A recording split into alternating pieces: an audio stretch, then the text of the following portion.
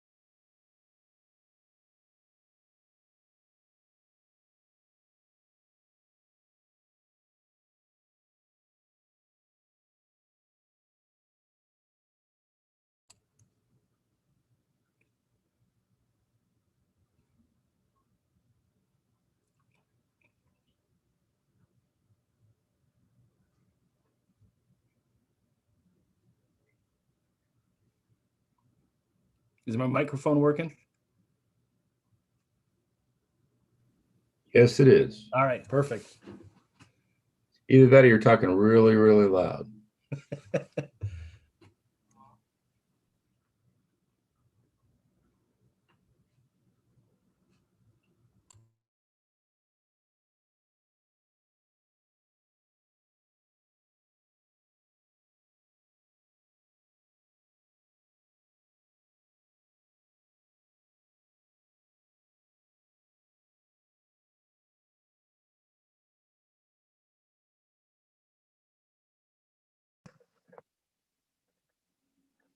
Hello. Good evening. How you doing? We can hear you. Can you hear us? Can you hear me? Yep, I hear you. This is my first Zoom meeting, so I'm trying to figure this out. Okay. Well, We're on live stream, so we just watch what we say in the very beginning here. Right on. All right, Chris Howard's going to share the screen. We're just trying to do a test run real quick. It won't let me share. It says host won't let me share the screen. All right, let me see if I've got to do anything. Share screen. Computer science. It's not giving me that option. It's in the bottom pull down in the middle. It says right next to chat. I'm on share screen. But I don't know what I'm sharing because I don't see anything of yours. Share computer science sound. How about that? Did that work? Yes, it did. All right. Okay, so you'll be able to do it then. I hope so. Okay, can you click out of it now?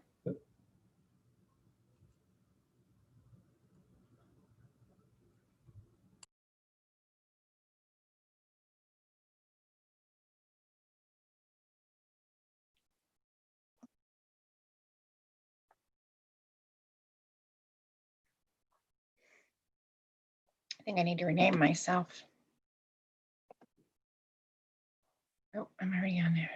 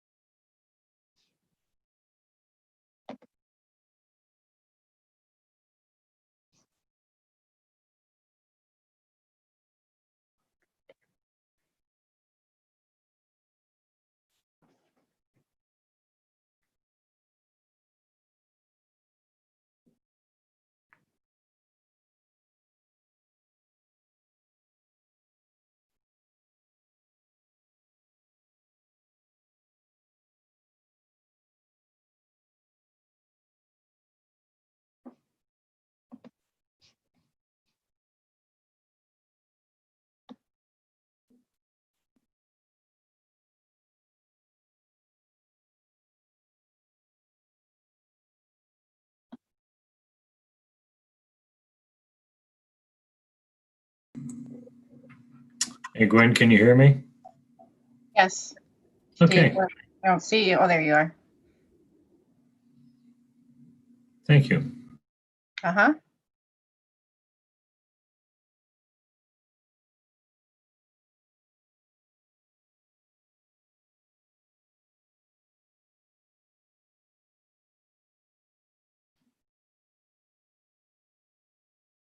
Emily will be watching live stream. She's ill tonight, so we won't see or hear her, but she'll be watching us.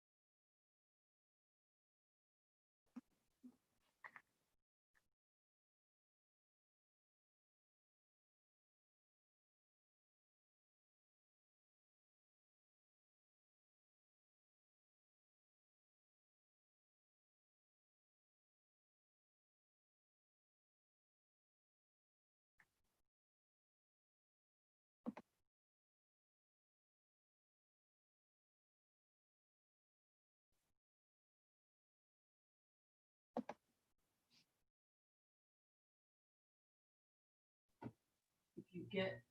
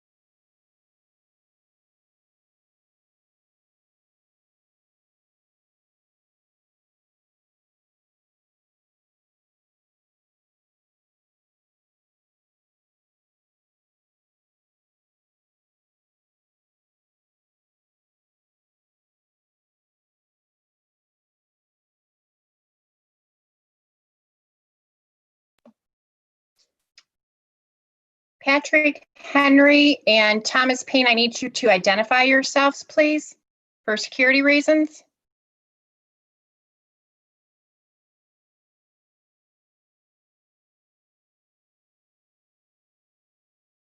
If you don't identify yourself, I'm going to have to remove you.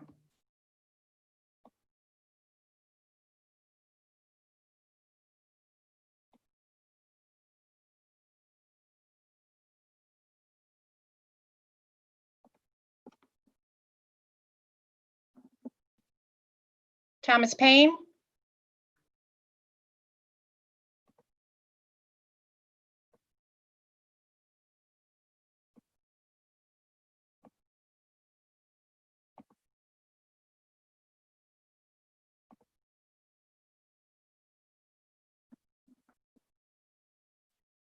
Patrick Henry, I'm going to remove you.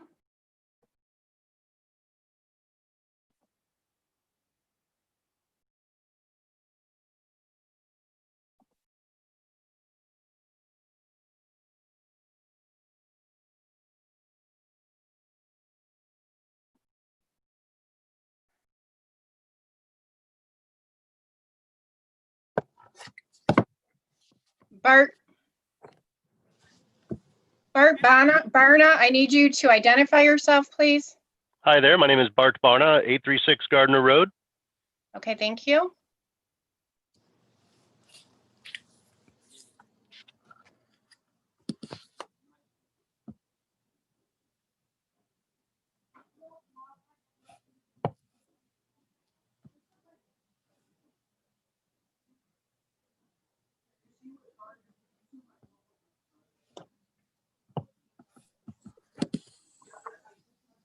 Brian, is that you, Brian Holmes?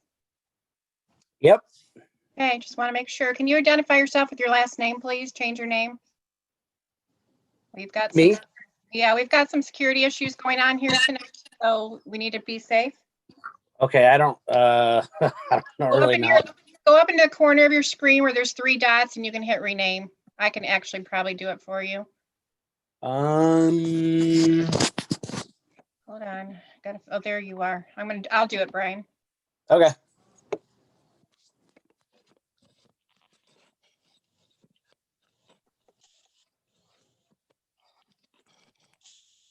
There you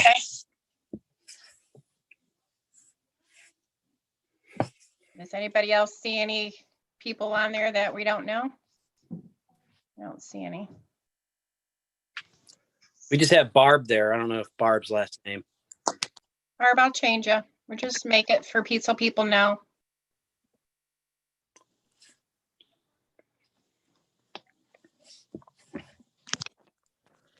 Is this not a public meeting? It is a public meeting, but if you don't identify yourself anonymous, we can have security issues. There's no reason to identify yourself for a public meeting, though, especially a committee meeting. On a Zoom, though, we have to watch.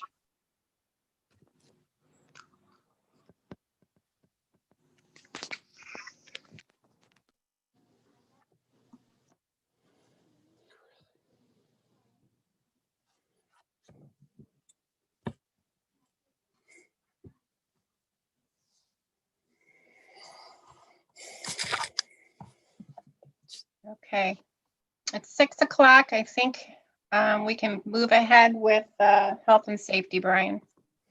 All right. With that, we'll go ahead and begin. I'd like to call to order the Health and Safety Committee meeting. Tonight, we'll start with the Fire Chief's report. Chief Stempowski, are you on? He was trying, Chris, I think he is. Did he get on? Because I can give his report if he's not available. No, he's on. Chris, can you unmute yourself, please? There you go.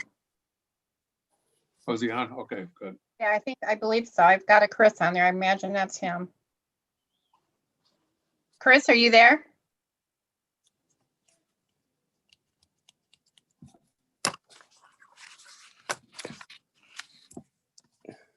Chris, who's on my screen? Can you hear us? Should we try texting him and see if that's him? Just because I'm running my recording on my phone right now, Jim Forthover, could you please text him to see if that's him? Good.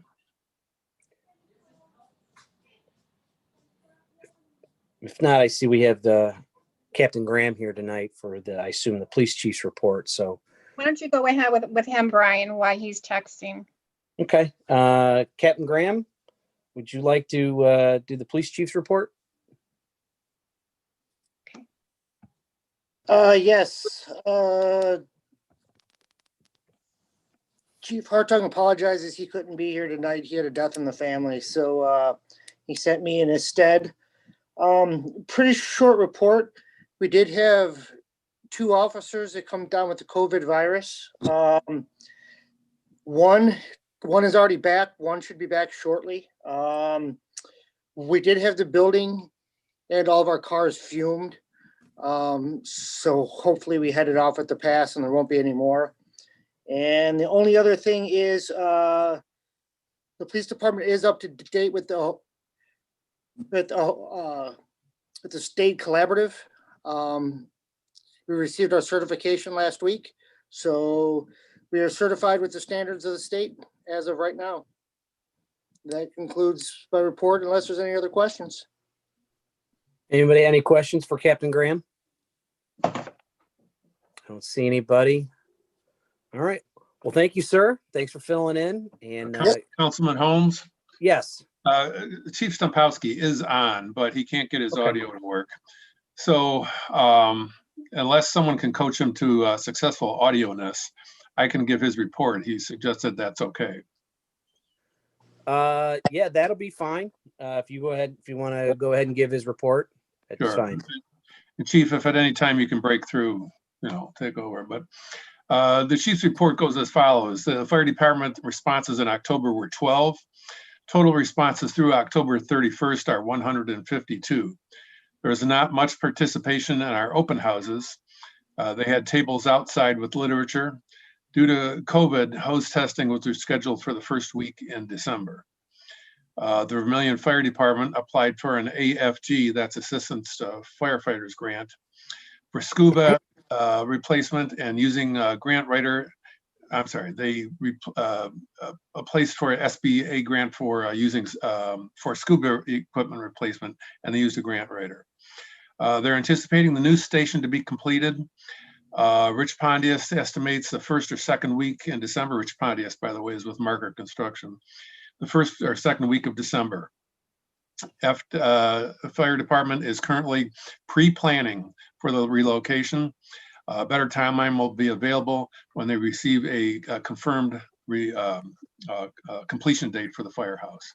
But from all the sources I hear too, it is likely to be done the first week of December or the second. New firehouse 1. In addition to that, Chief Stumpowski received from, and I forwarded this to council earlier today, Chief Stumpowski received a grant notice from Brownhelm Township. Brownhelm Township, like most others, received some CARES money, and through their benevolence and good spiritedness, they've chosen to give $100 per firefighter to the firefighters in the city of Vermilion who cover part of their territory. They're covered, the Brownhelm Township is covered by both the city of Vermilion and I believe Florence also. But they've chosen to give their neighboring firefighters $100 each. Now, this of course is pending approval by council. And if I may suggest, the finance director may jump in here, but there are a few things attached to the $100 that may be given by Brownhelm. And those things include, I believe, some pension information. Is that correct, Amy? There's more that will go along with this? Correct. We received what would be allocated towards the payment, but nothing towards the fringe benefits. I'm still contacting the pension system to determine. There had been some preliminary advice that the amount would not be pensionable, but I want to get that confirmed in writing before we would go ahead. But also the Medicare and the Bureau of Workers' Compensation contribution. So it could be that the expense to the city from the fire operating levy to cover those things could be as much as $750, or it could be as small as $25 to $30, based on whether it's pensionable or not. Per firefighter. And do you remember how many firefighters were working with here, Amy? 30. Yeah.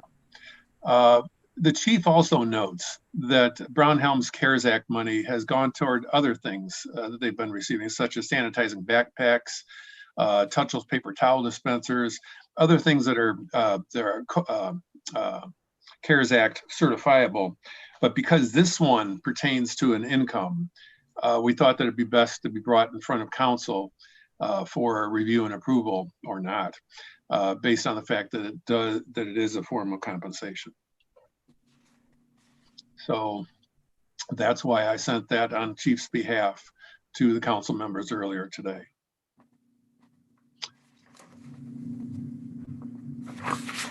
Thank you, Mayor. Does anybody have any questions for the mayor or the chief, Stempowski?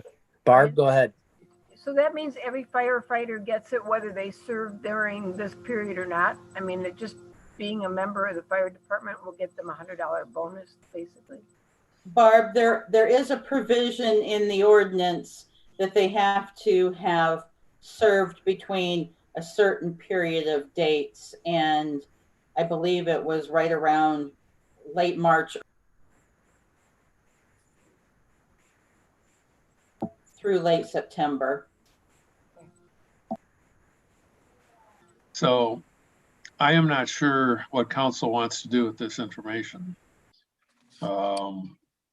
I imagine some okay or not okay needs to come down from council, but we'll just leave it at that for the purposes of this report. How soon, Mayor, do we need to get an answer, or give council have to give them an answer? Yeah, there is a date on this. What is it, Amy? It is, I believe, the 20th of November is the date, because of when they would have to turn the monies back to Lorain County. However, there is a provision in the ordinance that they passed that if council did not approve the compensation component, that the monies could be expended towards any of the other COVID compliant uses, whether it was buying masks or things of that nature. So Coveralls, PPE equipment, yeah, things of that nature. Yeah. Is there any need for that equipment at the fire department? Does the chief? Yeah, absolutely. Yeah, the chief has been accepting it, and I mean, it's particularly because they're moving into a new station. There is need for upgrading some of this stuff.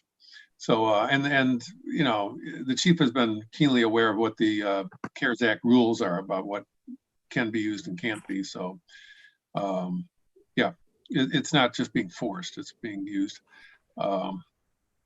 Yeah, those things really haven't been too much of an issue so far.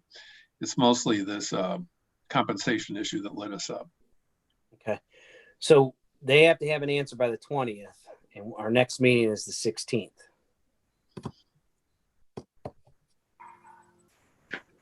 Monica?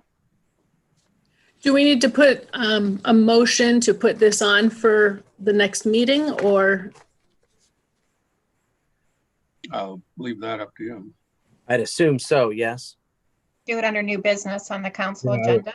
Yeah, well, I'll make a motion to put this under new business on our agenda for our next We meeting. don't need a motion to put it on as a motion.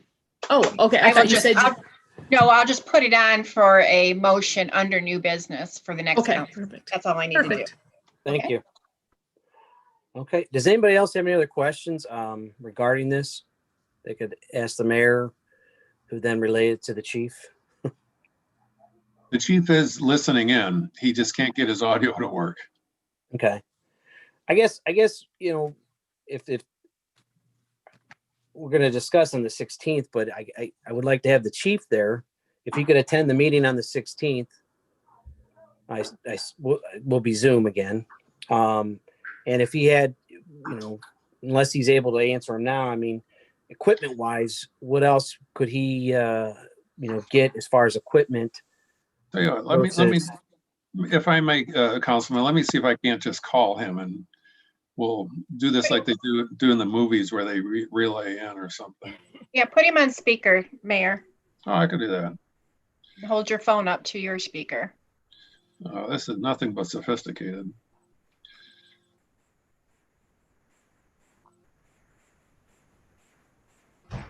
And the only reason my question is the only reason why it's being that it would have to be I guess like what Amy was saying, that we'd have to look into the work benefits and how is it different from any other CARES Act money like the police department get or other full-time safety services? Why is this a little different? Because it's coming from Brown? Tell you what, I'm going to put you on speaker and let the council people have a conversation with you if that'll work. Okay. All right. Here you go. All right, Chief Stempowski, everyone. Hey, Chief. Hello, Chief. So, what are your views on this as far as the $100? That Brownham wanted to donate or not donate, but give to our first responders here in Vermilion. And it sounds like, after hearing Amy and the mayor talk, how do you feel about this?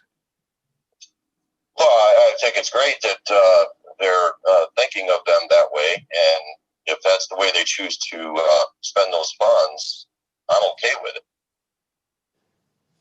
Okay. Does this need an ordinance? Hey, Gwen, does this need an ordinance? I'm not sure. I don't know if Amy can answer that, if that's something that is going to be required for something like this. I would think we've had some preliminary conversations with legal counsel about it because it is a matter of compensation. It would need to be approved by council specifically, so we wouldn't end up with the situation where an auditor would make a finding for recovery for paying compensation that had not been authorized. And I would say we would need an ordinance, so we will need a motion to have legislation prepared then. Yeah, I would agree. I'll make that motion, legislation be prepared for the acceptance of the CARES Act money from the town. I'll second that.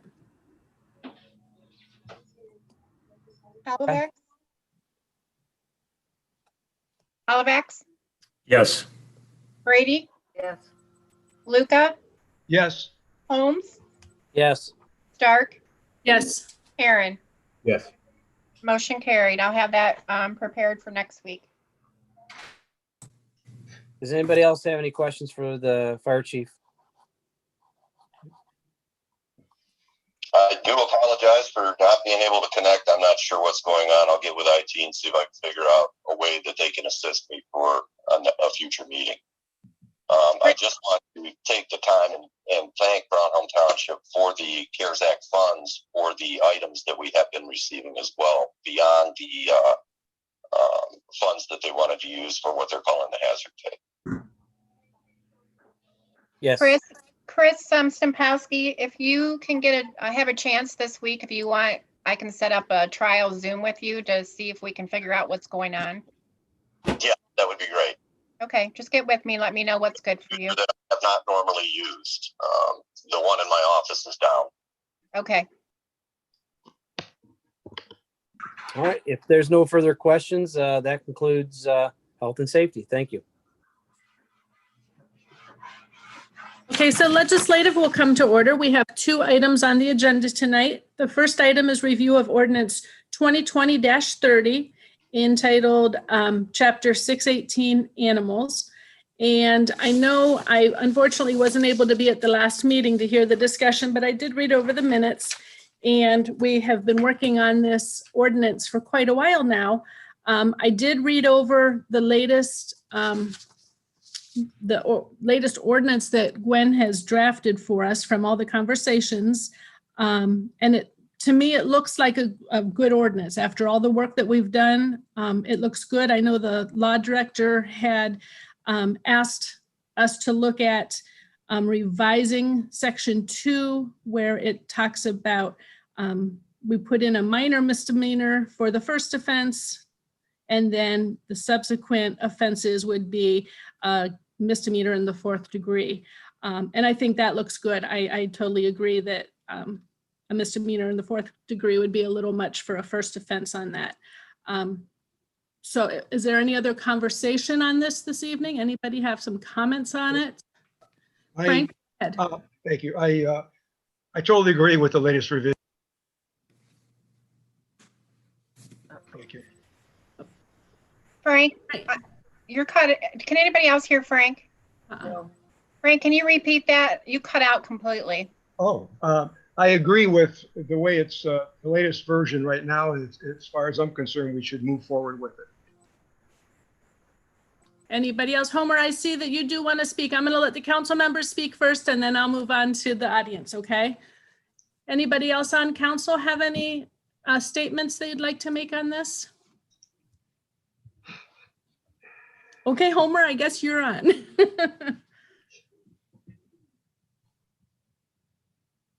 Okay. You just state your name and address for the record. Homer Taft, 3972 Edgewater Drive. I'm assuming that the ordinance is the same as the one I've seen, where in section 2, it prohibits the owner from allowing escape except when the dog is lawfully engaged in hunting. Am I correct that that's what's in subsection 2 of section 1? The last version that I sent you, I believe, last week, is the correct one that you're looking at, that we're looking at, Homer. I think then that you're mistaken. I don't think it's a good ordinance, and I don't think so for this reason. When what you're trying to do is have people have a dog under restraint so it can't attack other dogs or people, particularly when it's in a public place. And this says nothing about that. It says you won't allow them to escape. Furthermore, it's saying except when they're hunting. Now, if they're not on private property, what are they doing hunting? Okay, you don't want them hunting on city streets. You don't want folks with long guns and their dogs walking down the street. So I think it's misdirected in subsection 2. I think that you would be better, and I had submitted a long while back a suggestion, and I can try and read that again on that part. And I had, if it's on or enters a public right of way, keep the dog from approaching other persons or animals more than 6 feet from the owner as a keeper or so forth, or more than 10 feet in any other circumstance. As I understand, maybe you're really dealing with 3 things. The first thing is if they're on their own property. The second thing is not allowing them to trespass on other people's property, which may be a separate issue. But really you don't, maybe you should put trespass in there too, under section 2, subsection 2. But number 3, what you're talking about is having them so that they cannot, in an unfriendly manner, approach others, then they're under the immediate control of the owner. Not that they can't escape, that they cannot attack, as it were. You don't care whether they escape, you care that they don't attack somebody. So I don't think that subsection 2 is properly written, and I don't think that you should have anything about the exception for hunting. What if they're downtown with the dog, they shouldn't be hunting. Monica? Yes. I just want to point out for the hunting issue, per our attorney, she noted that since state law allows an exception for hunting, removing that exception from your ordinance sets up a home rule question of whether the city can prohibit what state law allows. But I don't think it allows it on public property. And that's the point. You don't take it out of subsection 1, but I don't think it belongs in subsection 2. I will make this one additional comment, which is, what's the emergency? I'm going to talk a lot more about that on another ordinance.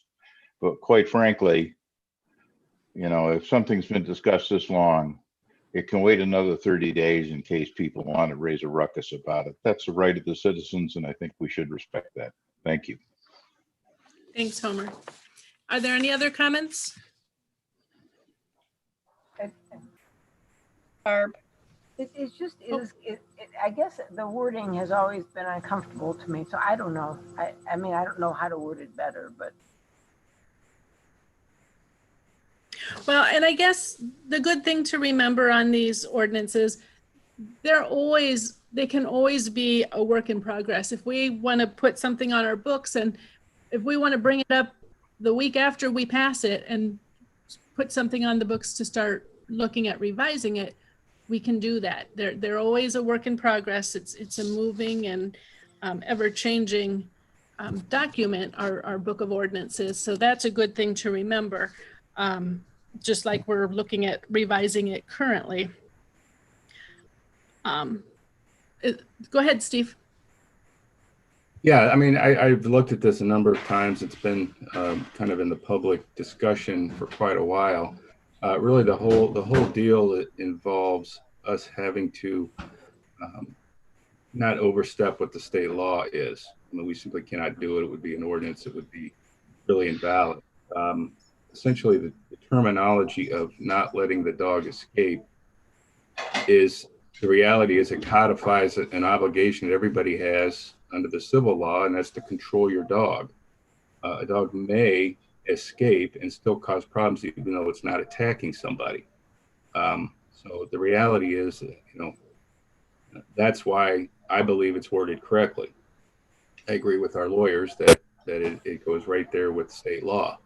We have a responsibility not to enact ordinances that could very well encroach upon state law, because we're essentially then being enacting ordinances that would be unconstitutional under our state constitution. So as far as I'm concerned, it's there. I don't see a need for an emergency anyway. If the council would want to take that off of our ordinance and wait an additional 30 days, that's fine. But this has been in the public discussion for a long time. So that's where I am on it. Thank you. Gwen, go ahead.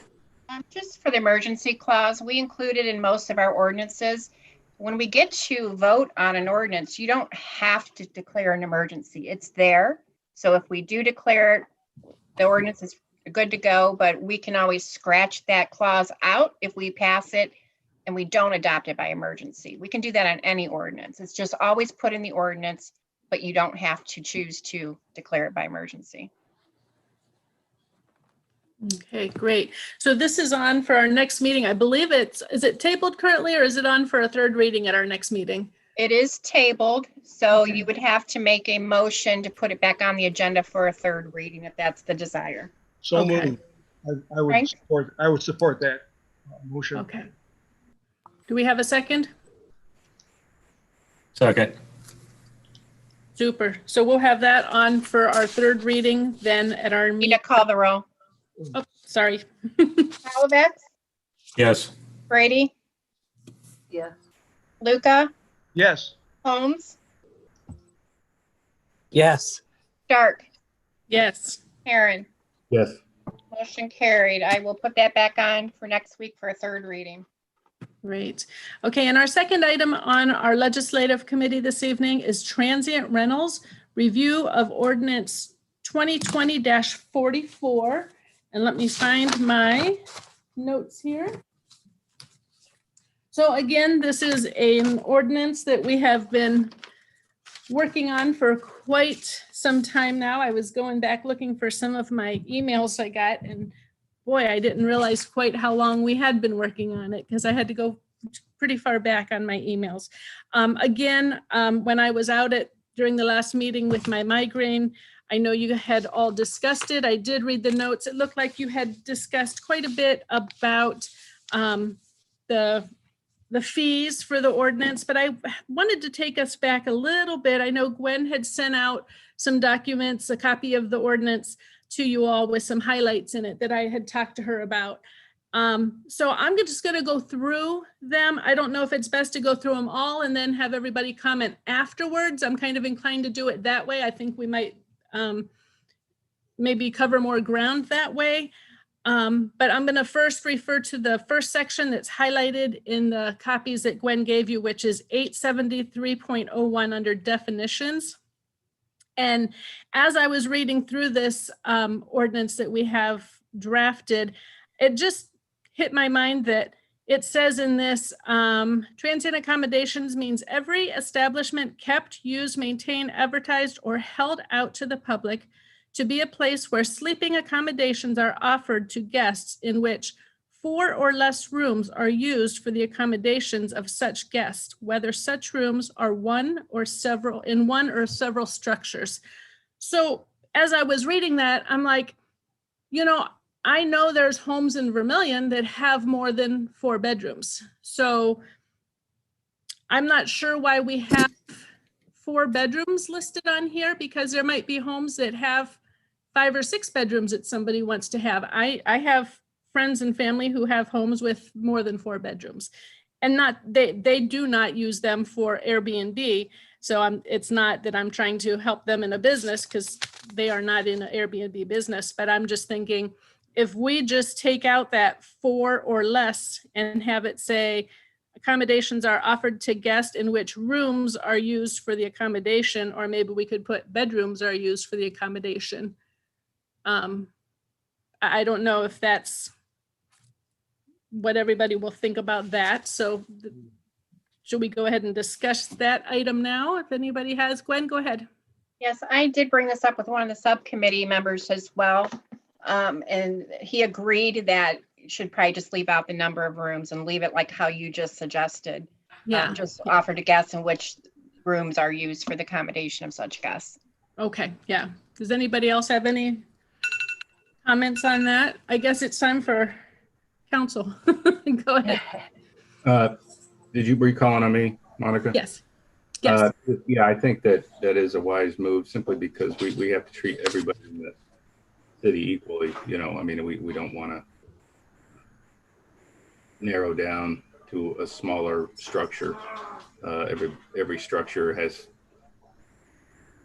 don't have equal protection rights, but the homeowners do. So I would just say that would be the best move. Okay. Okay, so I'm going to go ahead and move on to the next section. The next section is in 873.05, entitled Conditional Use Required. And Monica, can I ask you a question in the first section before you move on? Sure. On B, did we leave in are rented primarily to transient guests? I just wondered what Turn my volume up, Barb. I can't hear you real well. I'm going to turn my volume. I'm sorry. I wondered what we meant by are rented primarily to transient guests. Does that mean they have to rent it for over a 6-month period? I mean, what are the word primarily confused me. I'm looking for where you're at right now. She's at 873.01B. B, okay. Transient accommodations shall also mean rental units, inns, and rented primarily to transient guests for a period. You could take out the word primarily and just say rented to transient guests. Yeah, I think we could also. Okay, that's that. I was just confused by that word, the one word. Yeah, remove that. Yeah. Steve, go ahead. Yeah, the advantage of the term primarily is it relates, I think, to the purpose of the rent. I mean, it's, you know, if you have a guest there, the last thing you want to do is, you know, over apply something. You know, we're not there to get people who are guests or do anything like that. I mean, we're there to get people who are there actually paying, you know, to be there for a period of time. So I would keep the term primarily, because I think it specifies exactly what the purpose of the agreement is between the person who's visiting and the person who owns the property. But you think it's overkill, that's fine too. I just think I think it's a useful term in the ordinance. Okay. But I'm sorry. Barb, go ahead.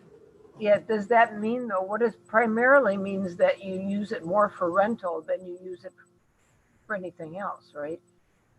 So a home that, you know, you rent for 6 months or 4 or 5 months wouldn't be a primary rental. I mean, I guess I feel like we're, you know, if we just say rented, we've got the word rented in there. So it's not somebody visiting, it's somebody that's paying rent. So, you know, what you had said, you don't want it to seem like people can't use their homes for guests. I think we've defined that when we said rented. You know, we have money being exchanged here, so. Well, as a matter of the time, Barb, it says to transient guests for a period of less than 30 consecutive days. So it's primarily to guests for less than 30 days. And we know some people do have homes that they rent all year long to different guests. I don't see that this is a throwing that off and not allowing them to use their homes for rentals or anything. So do we leave it in or take it out? It's up to council. I mean, I'm sorry. Go ahead, Steve. It's okay. If we take it out, I hear where you're coming from, Barb. I mean, it doesn't take away the word rent, and the word rent is a legal term. Lease is a legal term. So if you're more comfortable with it out, I think that would be fine. I don't think that it changes the paragraph, whether you have it in there or not, of what we mean. And that may be, yeah, I hear you. Just mean most part, mainly, you know, we're running mainly to transient guests is what it's saying.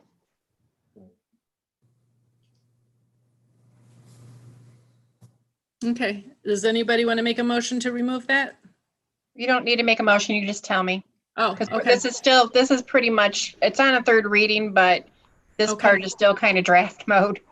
Okay. Homer? I was going to wait with all my comments and let you all comment, but if you're going through this piece by piece and moving on, if you don't define transient, even though I oppose this ordinance, you're asking for a massive lawsuit and an ordinance that's not effective. And Sandusky went through this big fight. You have to define what you mean by transient. I would suggest in the first place, you don't mean 30 days, you mean a month, because anybody that therefore rents from month to month is in violation of the ordinance because February never has 30 days. That's not what you intend in the scope. So you want to define what you mean by transient. If you fail to define it, your ordinance will fail.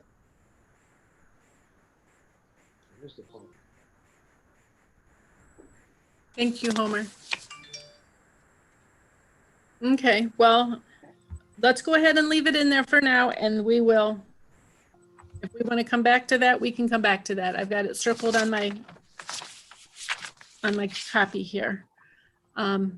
So we'll move on to section 873.05, conditional use required in subsection 4, letter C, under parking.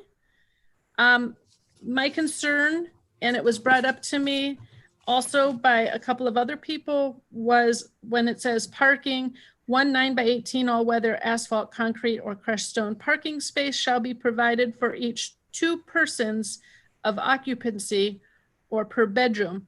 So I had 6 kids. So when we would travel and we would want to go somewhere, if I would have rented this, that would be a problem for me. So, and I'm sure there are homes here in Vermilion that want to bring families in and want to make that an ability. So I would suggest that we put for each 2 adults of occupancy, or if somebody has a better wording, maybe some of our attorney friends has a better way to word that would be, I just think if we put per 2 adults and keep anyone who would be under, a minor not included in that, but right now it says 2 persons, so that would include minors.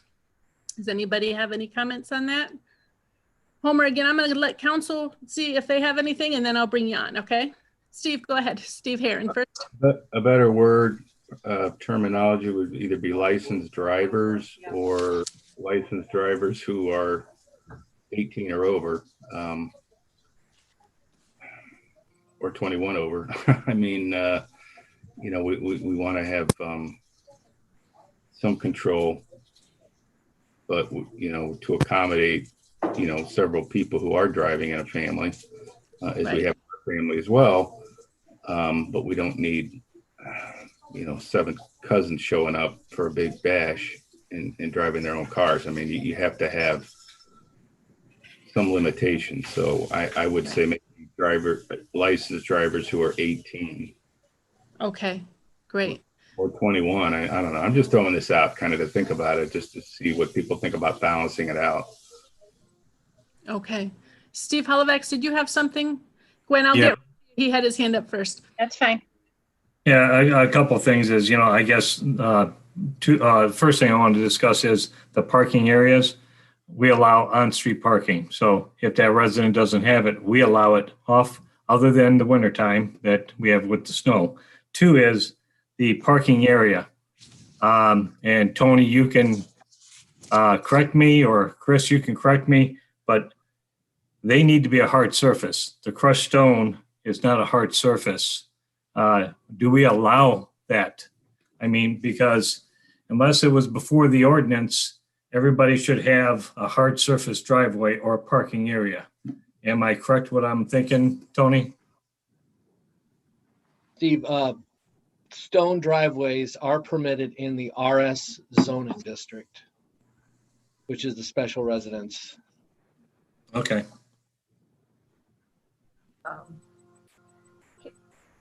Okay, Gwen?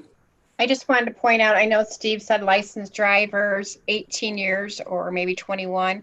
I believe in the Airbnb rules, you have to be, I believe it's 25 years old to even be able to rent one of these places. So that might be something we'll have to look on for those rules as well. Okay. Great. Barb, did you have something? Well, I was just curious, could we go the other way and just say they can only have as many cars as there are parking spots? I mean, rather than talking about numbers of people, which, like you were talking about before, you had a 6 or 8 bedroom house. You know, I know we rented one in Vegas one time, and we were limited to how many cars could be parked in the driveway. They didn't limit how many people. I mean, it was a big house, but they did tell us we could only have 4 cars in the driveway. So I'm just wondering if we could, instead of defining it by people, define it by parking spots somehow. Mm-hmm. Okay. Homer, did you want to speak? I'm going to go ahead and have you state your name and address for the record again. Homer Taft, 3972 Edgewater Drive. Actually, I think Councilwoman Stark kind of nailed it in saying adults. You would have 2 options, which you could either say 16, which is about when they're licensed to drive, or adults, if you were concerned about people between 16 and 18 bringing a car. The other way to do it might be what Councilwoman Brady suggests, which would be number of parking spots. And then you might have to do it based on number of bedrooms or something like that. But that, I mean, you could have places that have 5 bedrooms but don't have enough parking. So I don't know if you want to, do you want to require them to have it on the property or in front of their place? And well, street parking is allowed. I'm not sure if 24-hour street parking in front of other people's is allowed, but you can make a condition if you want to the licensing of this to make the parking in front of their premises. Okay. Steve Hollivax? Just to let you know, off-street parking is allowed. You can park in front of someone else's house, because we have issues where that happens in our neighborhood, and there's nothing that can be done. Only other thing with the parking is the winter snow ban, you know, and then that comes out between the certain months, and that's based on how much snow falls.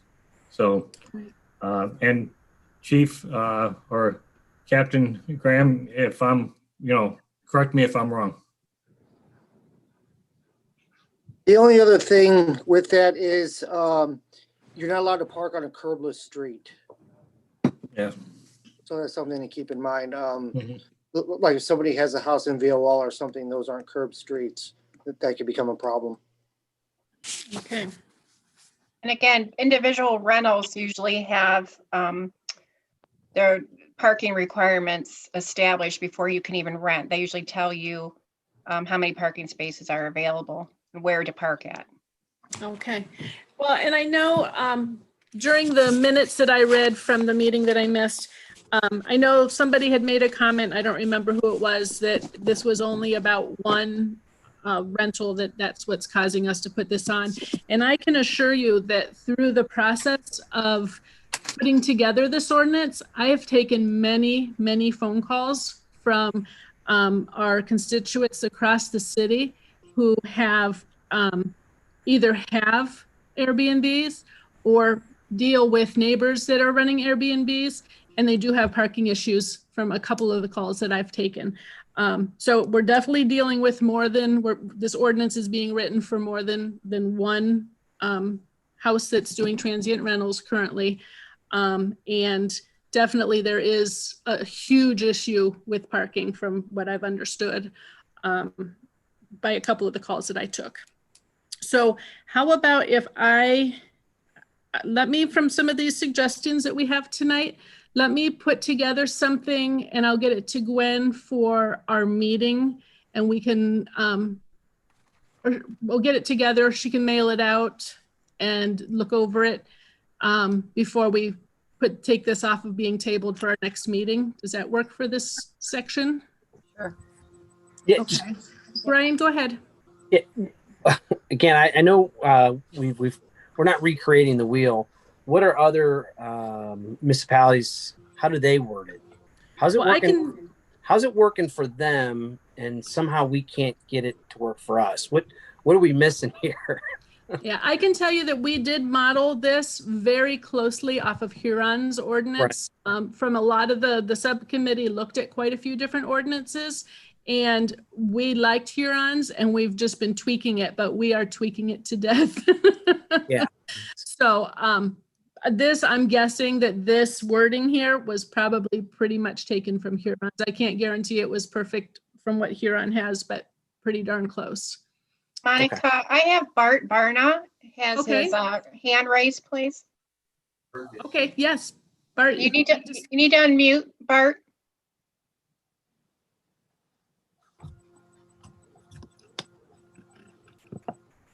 Bart, you're muted.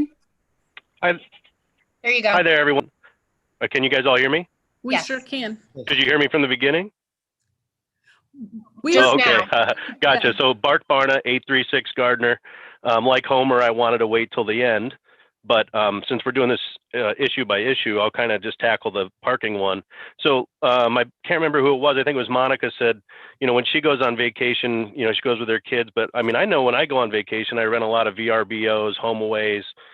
We rent a van. I mean, even I'm with a bunch of other adults, because first off, we're unfamiliar with the area, and we want to save money. So it's not like everybody's bringing their vehicle. We have to remember that this is a vacation tourist town. And so we don't want to hinder anyone from having these transient rentals. This is the future more than hotels. So we really want to make sure that you want to make sure that you're trying to get people to have these and do it the way that you want. But I mean, I'm against this ordinance altogether, as it does hinder those people, and it deters people from having that. And yes, I realize their neighbors might not be happy with it, but at the end of the day, it's their property, and we should find ways to make sure that they can do with their property what they want within means. And a lot of these things we're already putting in here, like the party house rule and all this other stuff. I mean, at the end of the day, these are already state laws and city laws. You can't have a party, you can't have loud music. We don't need to put those things in there. you know. And so at the end of the day, no one renting their house wants someone to throw a big raging party in there. And just like somebody mentioned about Airbnb, VRBO, HomeAway, they're all the same. They all have big rules in place to make sure that you're trying to protect the owner of the property, which also, you know, there's reviews in process. So you can review the person renting your property, the person renting your property then reviews you. So all these things are kind of already in place. And those are the main places that people rent these transient rentals. That's what you call them. So I just want to make sure that we're not making too many rules to deter people from having these transient rentals that bring people into our great community that spend their money and, you know, help us with our tax dollars in that way. Oh, you know, just to make a couple $100 in permits, you might cost yourself thousands of dollars in revenue. That's it on this subject. Thank you. Okay, anybody else on the parking? Okay, oh, Steve, go ahead, Steve Heron. Yeah, just a quick comment on the parking. I kind of, you know, looking at Steve Hollidax's point, you know, we're not going to be able to limit, nor should do we have the authority to limit on-street parking. People can park, but you know, the question is to, you know, if there is a limitation, it would probably end up being just what they have there, as Barb said, and because the more I think about it, the reality is if you pick a place to go to your Airbnb, you know, you need to look at that place and you got to live with what you got there. So if there's limited parking on that property, you know, you can't be coming in parking on the grass or anybody else's area. So, you know, it's really at the end of the day going to be up to the consumer. And I just, again, want to kind of reiterate the major point that I have as a legislator, just one person now, and it is not to put too many rules on it. In fact, I'm glad people are coming forward, talking about these rules and picking this apart, because property use is critical. It's not only part of our laws, part of our culture, but we do not have any ability to monitor two things. First is safety of that structure, and second is who are the responsible people in that structure? Who are they? What's going on there?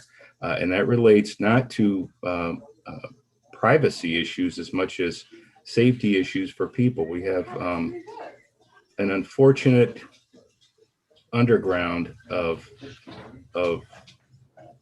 predators, and they use properties in a secretive way, and they do it to do nefarious things, and it's not appropriate and it's illegal, much of it, and law enforcement is allowed to have that tool to obtain names, find ways to investigate, and make sure that everybody's doing the right thing. Yes, if you own a home, you have an enormous amount of property in that home. And if you rent a hotel room or an Airbnb, you have a lot of privacy. But we cannot allow safety of people who come into Vermilion at an Airbnb to have a less safe environment than they would at a hotel. Mr. Barner's correct. There's a lot of state laws regarding all kinds of things. Well, one, you know, if we're inconsistent with state hotel laws, and I want to know about it, because I don't think we are. I don't think we're asking too much of these property owners to at least comply with safety mandates and inspection, and find out who they are. Who was there that weekend when something happened? We want to know who are the people there. We want to know who to talk to and follow up on. And as I've said before, and I will continue to say it, that to me is not negotiable. Now, I'm one legislator. I certainly welcome other people's opinions, but that is not negotiable in this day and age to me. So thank you.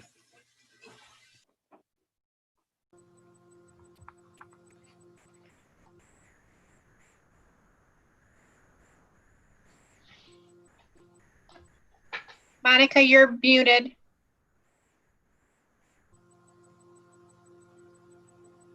You didn't hear any of that? No. Monica, can I ask a question? When you guys, the subcommittee met, did you guys pull any of the VRBO or Airbnb rules just to kind of see what's already in there? We did not, no. Would that be something that you'd want me to look into and get a copy to council?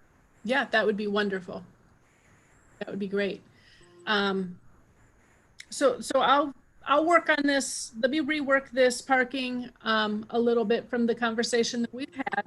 And we will, like I said, I will ask Gwen, I'll get it to Gwen and ask her to send it to everybody before our next meeting. I'm gonna go ahead and move on to our next section. And let me get my paperwork in order so I look at the right. It was the same Slide. section, just with F. Was Yeah, yeah, you go to the next page. The next page highlighted is F. It talks about all abutting property owners must have been notified by certified mail, proof submitted of the proposed use of the transient accommodations. So the Do property. you want me to explain this one? Do you want me to I'm explain sorry? this? Do you want me to explain this one? I know this is one that I brought forward. Yes, please. For zoning board of appeals, we do not notify by certified mail. We do put signs in front of those properties notifying that they're asking, you know, for a variance and conditional use, whatever they're going to ask for. We would only do that for rezonings through planning commission, where we would notify by certified mail. The property owner asking for that variance or what have you would have to basically, there's a sheet that they fill out that they can actually ask the property owners next to them what they feel about it. But again, it's in the newspaper, it's advertised in the newspaper for those meetings, and it is also a sign put out for the zoning board of appeals meeting. So we do not need that section. That is not required, or we would be, the city would be broke if we had to constantly send out certified mail for something like that. So we don't need that. We need to eliminate that section. Right. Oh, thanks, Gwen. So, and I totally agree that that section, I know everybody's driven around and seen those variants signs put in people's yards, and that is what would be there, alerting everybody that something's in place for the Board of Zoning Appeals, and then sure the neighbors will be asking what's going on. And if they have an interest to find out, there are ways for them to find out by contacting the city with that or asking the neighbor. So is there any other conversation about removing that section F? We did have a hand raised from Drew Worley. I don't know if he still wants to talk on a different issue. Drew, did you need to say anything? I was going to hold off until you were done with the whole entire thing. Okay. I just want to make sure that you were aware that I wanted to speak. I did see your reaction. Thank you. Okay, so I'll go ahead and move to my my next, let me look here. I had made some red marks on this that you guys don't have. They have them. I sent them all out to council. Oh, no, I made some additional Got you. as I was reading. Oh, I just was reading through this and I just kind of underlined this under 873.10. Just reiterating, this ordinance is not applicable to hotels, motels, bed and breakfasts, and inns that actually run those bricks and mortar businesses that are actual businesses, not just somebody using an Airbnb or a VRBO. But it does say that the provisions and the conditional use permit and permit process for transient accommodations shall not apply legally permitted uses with certificates of occupancy issued for hotels, motels, bed and breakfast, inns, and business zones with on-site management. Hotels, motels, bed and breakfast, inns, in business zones shall still comply with the annual life safety inspections requirement and pay an annual fee for such inspections. So they do still have to have the inspections done for all of those businesses. So I just wanted to point that out. And that was the end of my what I had marked up and wanted to bring to your attention. Does anybody else from council have anything else to add?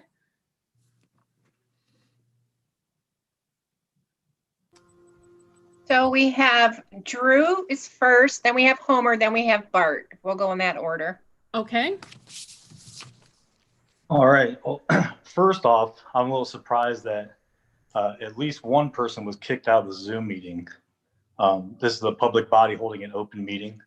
The public it's open to it. But going to this ordinance, I joked a couple meetings ago with Steve Herron that all you guys want is government oversight with this, and you did not prove me wrong. There's a lot of things that I think are a little over the top on this. At first, our buddy Steve here said some things I really appreciate with like the parking. We cannot enforce that. It's open to the public to park on public parking spaces. But then when he went into what is non-negotiable about, again, wanting to know who people are and where they're coming from and what they're doing, the Fourth Amendment is non-negotiable.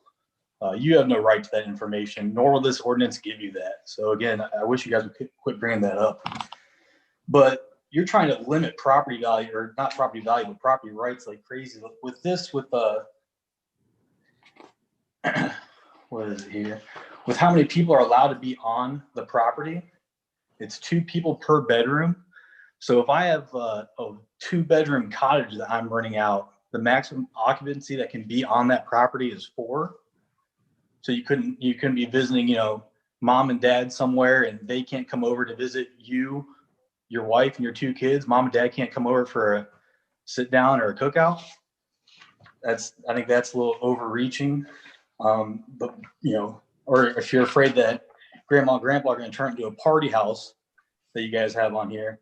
I spoke with several members of our law enforcement here in Vermilion, including Captain Graham earlier today. None of the people that I had talked to could recall a single incident involving a transient accommodation or a short-term rental or an Airbnb. Not saying that they haven't existed, just saying that of the multiple people I talked to, no one could recall any of those things happening.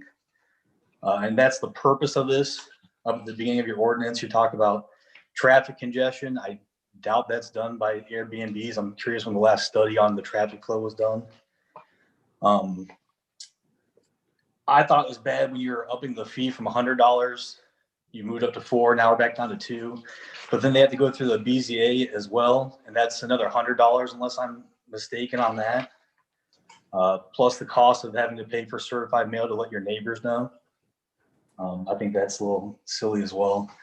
This whole thing, though, you guys already know how I feel about it as a whole.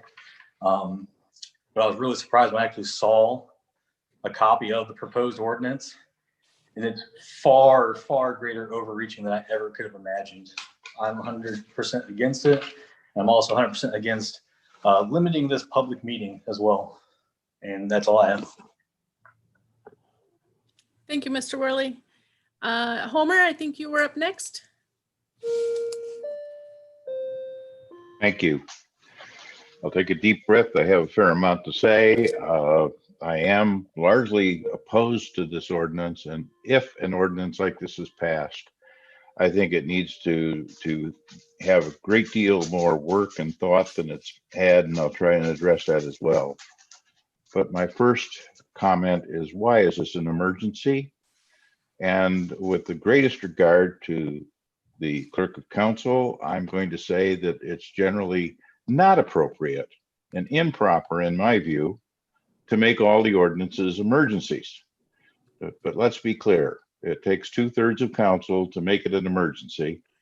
And there's a lot of things that, and what the effect of that is, as has been previously stated, it goes into effect immediately, but it also, by law, deprives your citizens of the right of referendum that is guaranteed to them by the Ohio Constitution. So every time you're voting for it, you're saying you have good cause to deny the citizens of their right to referendum. I don't think you should be doing that very often. And I sure don't think you should do it where there's opposition to an ordinance where there is here. Let folks have their 30 days to petition for a referendum. Secondly, I think that most of this is motivated, and I've said so before, but I'm putting it on the record here, by Erie Shores and Islands, and by some who want to have double taxation. You want to have the bed tax both for Erie County and for the city, put on these. And you want that in addition to the fact that they are obligated to pay income taxes to you on this income. And indeed, if they didn't, they would be in violation not only of state law on a felony, but federal law on a felony. And you're going to know that because Rita gets a report of all the income filed with the IRS. So this is, in my view, principally a tax ordinance hiding as a welfare and safety ordinance. Thirdly, it doesn't solve most of the problems you complained of, and there haven't been, I think, but one public or many complaints about Airbnbs. And I agree with what Mr. Barna said, that what you're doing is you're killing the golden goose. This is a vacation town. And you don't want to make it so difficult that people can't do that, can't have rentals here, can't come here, can't stimulate the economy. So you want to be very careful in what you draw. Also, there are many of the problems that are being talked about, I've experienced as a homeowner here from other people, not Airbnbs. People who are renters, people who are homeowners, who give us big parties, over parking, noxious fumes, terrible noise. And in cases, to my knowledge, when we have illegal fires, we don't enforce our laws as they are now against folks. But we're going to say that we're going to regulate the heck out of the Airbnb crowd, but not the rest of us. I have pointed out that,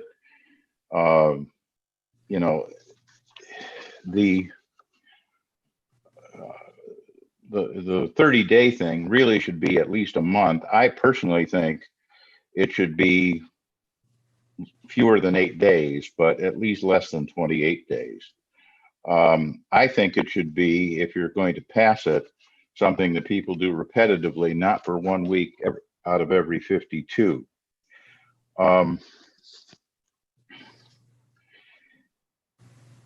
I would suggest that we concentrate instead, when we talk about parking, for example, if we want to do it.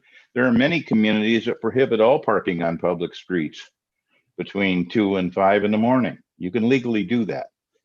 So yeah, you can make such restrictions as you want. I think that you need to look carefully at the cost of compliance, and that's been referred to by others. But you don't want to, if you pass this at all, you don't want to kill the golden goose. I would suggest, it had been stated in a past meeting, let's charge $200, and if that's too much, we'll do less. Let me give you the opposite. Why don't you charge $100 and $50 for a reinspection? And if that isn't enough, then why don't you increase it? Why don't you give people a chance to apply and see how this works first? And as has been referenced by the finance director in the past, you get a fair amount of bed tax money. And if you really are going to get more bed tax money out of this, that also helps pay for it. And if you're going to have $200 plus BZA, I don't know if the $100, I heard somebody say one time it was $250 to go to BZA. That's getting awfully pricey. Mr. You're at 5 minutes, so I'm going to give you about 10 more seconds to finish up. Well, there's a lot more. You don't define a party house. You're limiting it to persons in occupancy. Councilwoman Stark made reference to the fact that she has a bunch of kids. So if you limit it to 2 per bedroom, then there's a lot of places they can't come. That's not in the parking ordinance. That's in the part about what occupancy is allowed. You have made this non-transferable. I don't understand why. I think that's wrong. You require a placard, which I call a red badge of shame. You say if it's revoked that they cannot rent. You don't say they can't rent as a transient. You say they can't rent at all. I think that's a denial of property rights. And I've heard talk about the penalty, and I would suggest that the penalty for failure should be If they don't do it within the first year after the ordinance is effective, the penalty for non-compliance should be $500, not per day, $500, period. That'll help you pay for enforcement. If they violate other Stop you things, there. You're generally already at $100. 6.5 minutes. I'm going Okay. to stop you there. Thank you All right. for your comments. Mr. Barna is next. Okay. Okay, Bart Barna, 836 Gardner again. I just want to say thank you to all you guys have done. I know you guys have worked hard on this.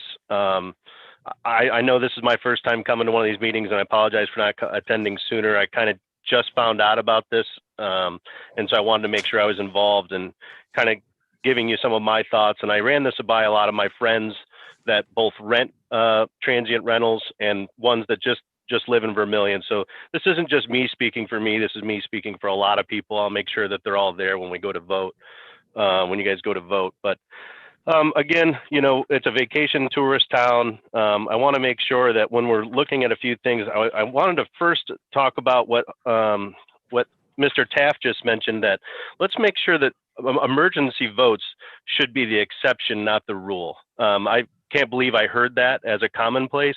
I really hope that that's something you guys change as commonplace and make it the exception. Obviously with COVID, if something needs to be an emergency, it means that that's something that needs to be addressed right now, either for the safety of everyone or the financial stability of the city, something along those lines. So I hope that that comes across from both Mr. Taft and I, and I'm sure that Mr. Worley agrees. Then let's see. I believe I just want to, you know, I think we're making some of this about one-off incidences. Let's stop make complete laws on the books for one-off incidents. Then I want to talk about the red badge of, you know, shame that Mr. Taft talked about. If we look at the visual display permits, they're counterproductive. What good does that do except to have another way to burden the owner? And furthermore, it appears to me that it would signal to criminals, who Mr. Heron brought up, it'd signal to the criminals that the property may be empty half the time, or worse yet, have the criminals to target, you know, be able to target victims that are unfamiliar with the home that they're in or the area. So I think that putting that sign up in front of someone's home is very counterproductive. Then the conditioned use permit.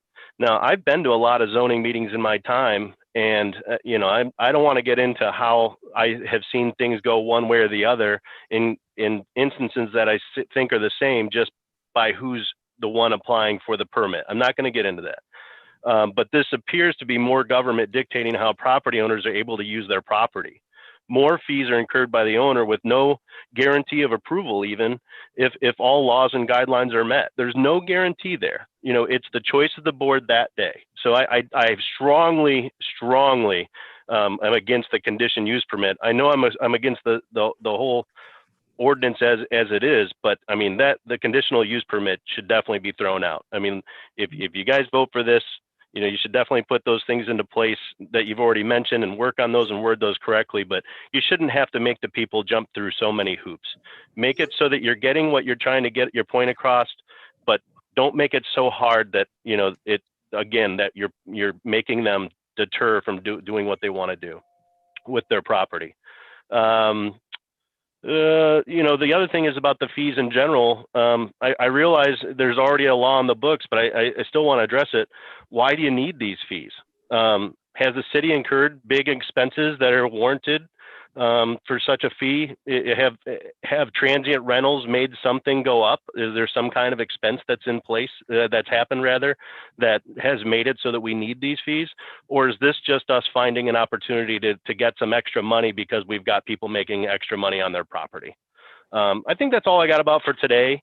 I really appreciate your time. I hope you guys heard everything I had to say and take it into account. And I trust that you'll make the right decisions. That's why we voted for you. Thank you, Mr. Barna. Okay, so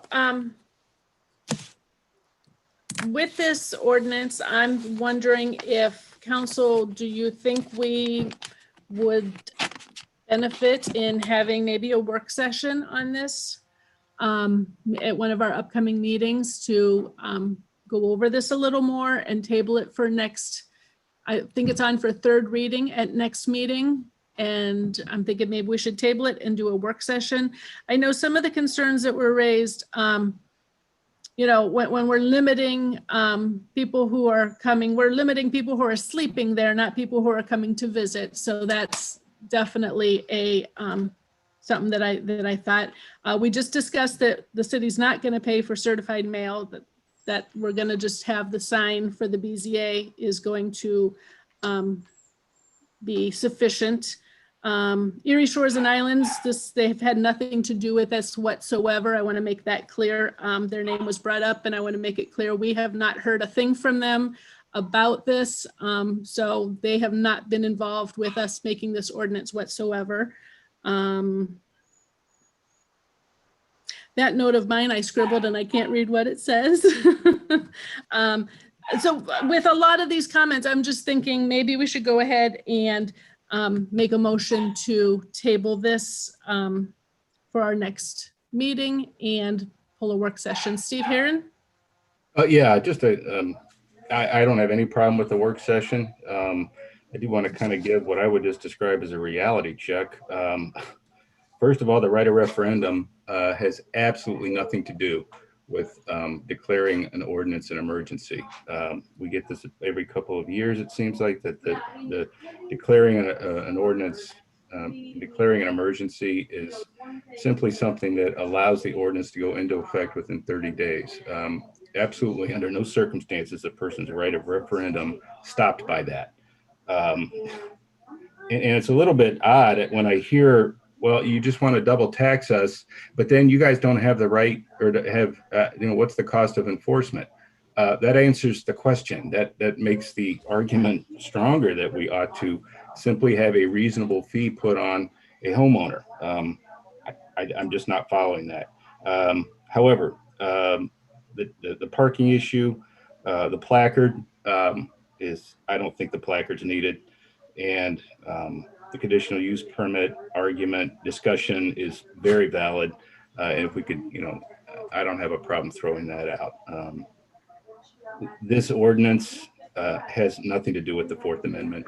The Fourth Amendment relates to unreasonable searches and seizures. So I'll leave it at that. It's just not an applicable statement. It's about the nicest way I can put it. So, well, you know, I think that a work session is certainly in order. Again, as I've said, I'm really down to two issues, you know, safety and then the ability of law enforcement to find out who was in an area at a certain time. So, yeah, I'll make that motion. Great, Steve. A motion to table it? Steve? A motion to table, correct? Sorry, I was looking at something. Yes, motion to table. I apologize. Okay. I'll second that. And then we can work on figuring out a work session. I'll get with you on that. Okay, Steve Heron. great. Frank, Okay, did you Brady? Yes. Oh, I'm sorry. Go ahead, Frank. I just want to make sure that we remember that this is, someone is running a business. I mean, it's a, you know, legal business. It's a tourist town. There's no question, but it is, I totally agree. There should be a conditional use permit because it's not permitted in residential zoning. So they need to apply because they're running a business in a residential area. So anyway, that's my only comment on that. Okay, great. So the work session, Gwen, would that be at our next committee meeting or when's? Steve and I will work on that because we just have to see where our meetings are at this point till the end of the year. Okay, We have some time on this. right. Because usually the season starts in April, May. Mhm. So Right. I think we need to have a work session where we're actually sitting in a room together. I think it's a little bit easier if we just keep it to this subject because it's going to take some time. Right, okay. Okay, then you can let us know when that'll be scheduled and we have a motion on the floor for tabling that for the next reading and you have I'll to call the roll. Brady? Yes. Luca? Yes. Halivax? Yes. Holmes? Yes. Stark? Yes, Heron? Yes, sorry. You're fine. Motion carried. okay. So, and those were the only two items on our agenda for this evening. So legislative is closed. Thank you, everybody, for all your great input. Okay, streets, buildings, and ground for Monday, November 9th will come to order. The first item I have tonight is the Woodlands entrance options. This is something that was brought up to Chris Howard. He has sent us two options that was emailed, if you had a chance to see it.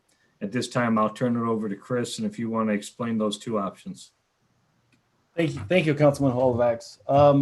I did email two optional layouts to everyone earlier. I'm going to share my screen in case everybody could not open it.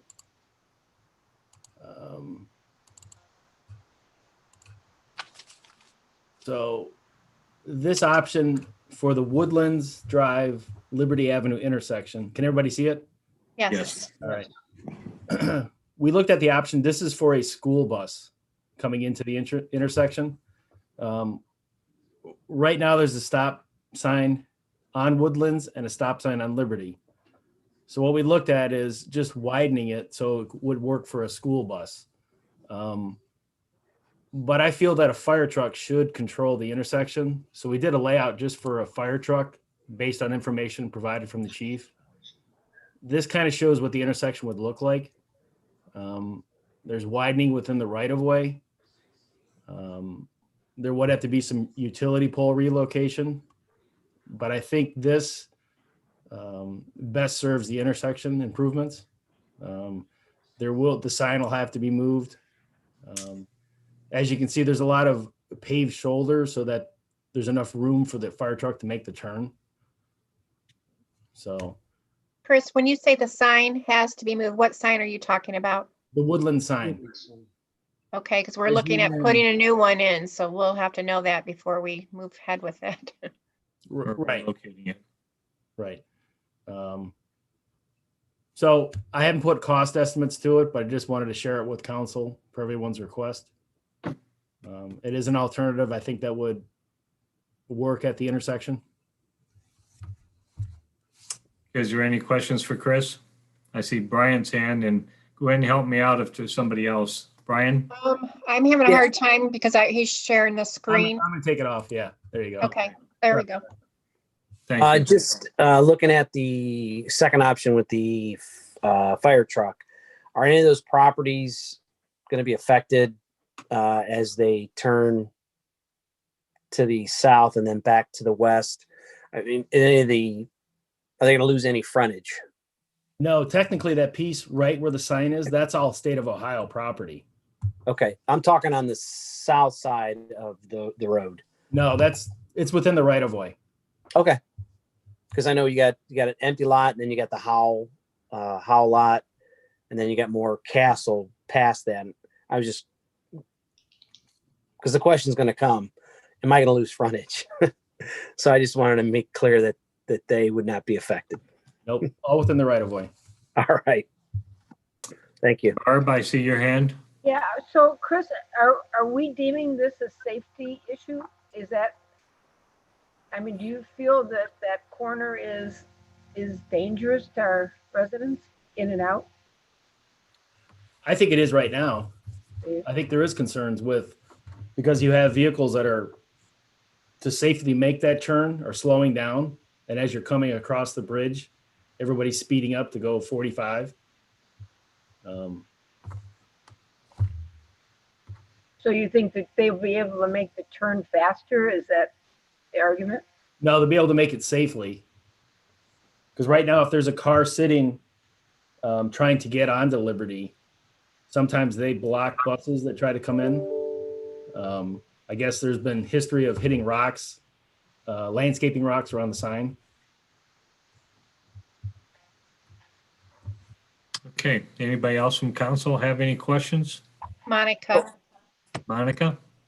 I just wanted to say, I think this is a great plan. I had lived back there for about 14 years and have had many, many, many close calls coming around that corner, both trying to get out and somebody almost hitting me and trying to get into the neighborhood, and the whole place is blocked, and it does.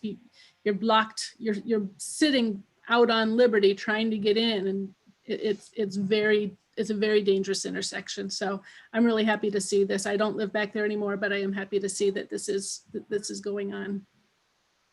Okay, thank you. Anybody else have any questions or comments on this? If not, Chris, is this something that you can put some numbers to and get back to us at a further date? Yes, that's what we're working on right now. Okay, if there's no other questions on the Woodlands entrance, then we're going to move on. And then we'll move on to topic number 2, which is the 2019-2020 sidewalk program, Liberty Avenue. That was under 2019 R2, and that was adopted back on February 2nd, 2019. And Councilman Luca, that has your name by it. Thank you, Mr. Chairman. I just wanted to bring this back to light because the residents along the way there, or excuse me, the business owners had 2 years to install it, and the clock is ticking because the deadline is approaching June 1st of 21. It reminded me because I saw a gentleman in a battery-powered wheelchair coming from Martino's trying to go along the grass where the sidewalk would be, and it reminded me that there's not much has been done by the owners to implement the sidewalk ordinance. So I just thought I'd bring that up to council, and I think if Chris Howard, correct me if I'm wrong, there's going to be a water line going in there, so some of the sidewalk that needs to be installed would be delayed until the water main is repaired. Anyway, I just wonder if you could shed some light on that, Chris. Correct. The city received OPWC money last year for Liberty Avenue waterline replacement phase 1. Mm-hmm. And that'll be replacing the 12-inch water line from Vermilion Road to South Shore Court. Okay. Those plans are being worked on now. It'll be put out for bid this winter with probably a early construction, say January. I would recommend that the homeowners put off, or the property owners not install the sidewalk until after the water line is done within the section. No sense in installing sidewalk and then tearing it out. Right. Maybe consider changing the resolution of the ordinance to maybe push it back to September. Now the city has applied for OPWC funding for phase 2, which was from South Shore Court to close to Berkeley. We've heard word that I think we're going to get funding for that too. We haven't officially got it, but I would want to delay that also. I hate people putting sidewalk in and then tearing it out and then replacing it at city cost. Yeah, I agree. So what is your recommendation? Should there just add another year to the overall program, or I don't know what your thoughts are, or what anybody else's thoughts are on it. You might want to consider adding a year to it, or you hate to break it up into phases. Mm-hmm. You hate to say up to South Shore Court, you have till September of next year, right, and then have to wait another year to finish the rest of it until the other project's done. So would like October of 2022, would that be reasonable, or just throw that number out and that time frame out? That should be. If the project's done in 2021 in the early spring, Mm-hmm. that gives them 4 or 5 months to complete the sidewalks. Mm-hmm. Anyway, I just throwing it out there. What else, how else council feels about it.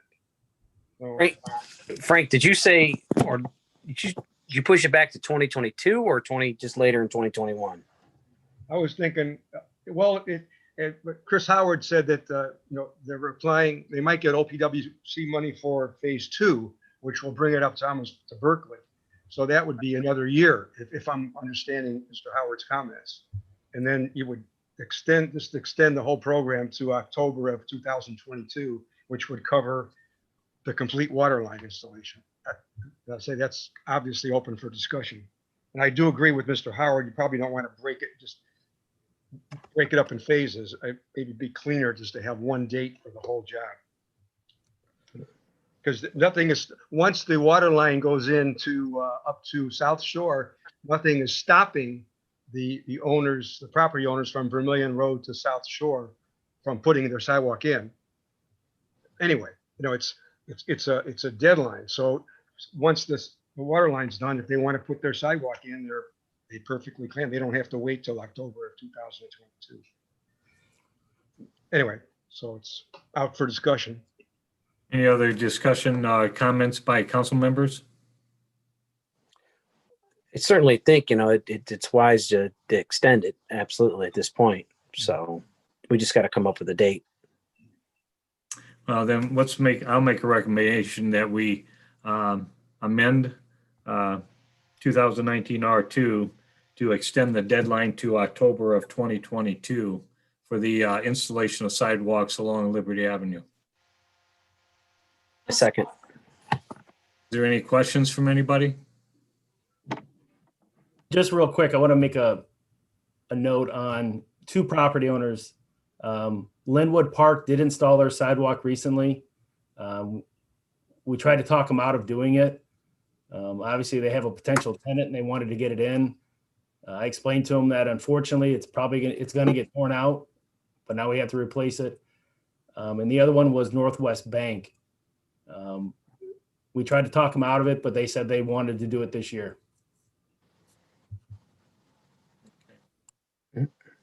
Any other questions from anyone? If not, Gwen, can you do the roll? You're muted. We've lost her. Gwen, you there? The host is muted. Monica Stark, Yes. Holmes, Yes. Luca, Yes. Yes. Brady, Halovitz, Yes. Heron. Yes. Motion carried. I will prepare the legislation for next week's agenda. Thank you very much. The item number 3 I have is Haber Road Street Vacation. I'm going to turn that over to Frank and to Chris also. Thank you, Chairman. The resident to the north of the Paper Haber, they're looking to sell their property, and they came to the city looking for a way to get that street vacated. It turns out that they actually have buildings built in the actual paper right of way, which would be, they would need an easement from their other neighbors to leave it there once the street is vacated. So I just wanted to clarify, because I had some misunderstandings as to what the procedure is. Let me give my understanding of the procedure, and open to other experts on the subject. The residents they apply to Gwen Fisher to come to the Planning Commission to state their case for the vacation of Paper Haber Road. Once it's approved by Planning Commission, it comes to council, and council introduces an ordinance that would open for approving the vacation, subject to the replatting of that area, which would be, according to Gwen's research, traditionally it's the cost of the people coming to the city to try to get this done is borne by them, the replatting of it. Is that correct, Mr. Howard and Tony? Correct. This is a unique situation. I'm going to, if you don't mind me sharing my screen again, I sent drawings to everybody to kind of show the area in question. Hold on a second. So this is the paper street of Haber Road. The property owner in question lives right here. They own the first 3 parcels east of Haber Road off of State Street. In order to vacate this, they would have to prepare a vacation plat and go to Planning Commission for approval, and then would go to council for approval after that. So they have to expend the funds for the replat? without knowing that it could even be approved? I don't see why it wouldn't, but is that, so it's, I don't know, to me, it's kind of like the cart before the horse, but go ahead. Correct. They came asking, typically we told them that the owners pay for the vacation. Right. It was recently brought up at a previous council meeting that maybe council was looking into getting rid of some of these paper streets within the city. So that's why we thought it'd be a good idea to bring it to a committee meeting. So in order to vacate this, I couldn't give them a price because it's going to be more than $1,000 and less than $5,000 to do this. Frank? Yes. One question is, when we vacate, don't the property owners each side get half of the street? Correct. That's not going to help these people. Oh, yeah, they get more property. Yeah, but they only get half of it. Isn't their building spanning the whole property? Well, I've spoken with the residents. They have an easement from their neighbor allowing the garage to stay where it is. That's between the property owners. Okay, but I mean, they understand they would only get half the street. Oh, definitely. Okay. Okay, I just wanted to make sure that they understood that. That's why they had to get an easement, because half their garages would be on the other residents. It's odd that we let them build a garage on our paper street. Well, these residents claim they've been there for 22 years, and it was like that when they bought the property. So, something was amiss. Yeah, I guess. Yeah. Any other questions? No, I just wanted to say that. So it's definitely that they have to expend the funds for a replat prior to coming to the planning commission. That's part of the city code or ordinances. It couldn't be once the ordinance would be subject to approval with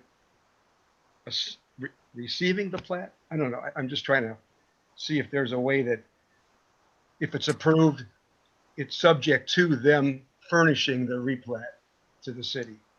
But if it can't be that way, it can't be that way. I was just trying to see if that would work for them. Is that correct, Chris? I mean, it's definitely, they have to have the replat first. They would have to provide a vacation plat. Okay. To planning commission for approval. Okay. All right. All right. Well, I guess that clarifies that. Okay. Hey, is there any other questions for this topic? If there's no other questions, we're going to move on to item number 4, which is the Baumhart Bridge maintenance. And Chris, that has your name by it. Just wanted to make council aware at the next council meeting, we'll need consent legislation for ODOT to do bridge maintenance work on the State Route 2 bridge over Baumhart Road.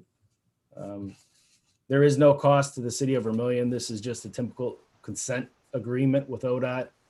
I'll provide everybody with the actual consent legislation. I just want to make everyone aware that this will be coming forward next week, and they will need this approved so they can budget it for next year. Okay. Is there any Chris, questions? you did provide that. Council should have got it in their box. We have it. Okay. So we just need a motion to put it on for first reading, Steve. Can I ask a question first? Yes, you can, Barb. Just, what does adequate maintenance, which is the city's responsibility, mean? With ODOT, good question. I'm just curious. I mean, there's not supposed to be our cost to redo this, but it says we have to provide adequate maintenance. I wondered what that. I don't think there's ever been maintenance and the city's had to pay it previously. I think it's just something they put in all the legislation.